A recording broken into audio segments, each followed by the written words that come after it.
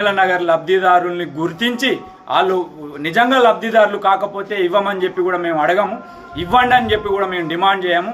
మీరు ఇంటింటికి వెళ్ళి వెన్నెల నగర్లో ఉన్న ఆ స్థలం ప్రభుత్వం ఇచ్చిన ఆ నిరుపేదలకు 5 లక్షలు మంజూరు చేయాల్సిన బాధ్యత కర్తవ్యం ప్రభుత్వం ప్రజాప్రతినిధులకు ఉందని చెప్పి మేము విజ్ఞప్తి చేస్తూ ఉన్నాం. అందులో కనుక ఎవరైనా అనర్హులు ఉంటే ఖచ్చితంగా బహిరంగంగా మేమే బయటికి పంపిస్తాం తప్ప నిరుపేదలు ఉన్నప్పటికీ కొంతమంది అనర్హులకు పేర్లు వస్తున్నాయని చెప్పి పెద్ద ఎత్తున చెప్తా ఉన్నారు.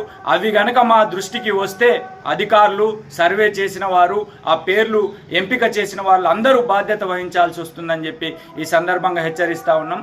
ఇప్పటికైనా అధికారులు, ప్రజాప్రతినిధులు స్పందించి వెన్నెల నగర్ లబ్ధిదారులకు 807 మందికి న్యాయబద్ధంగా 5 లక్షలు మంజూరు చేయించాలని చెప్పి విజ్ఞప్తి చేస్తూ ఉన్నాం. దీనికోసం దశల వారీగా పొంగులేటి క్యాంపు కార్యాలయం ఖమ్మం దాకా వాహన ర్యాలీ కూడా త్వరలో చేపట్టబోతా ఉన్నాము.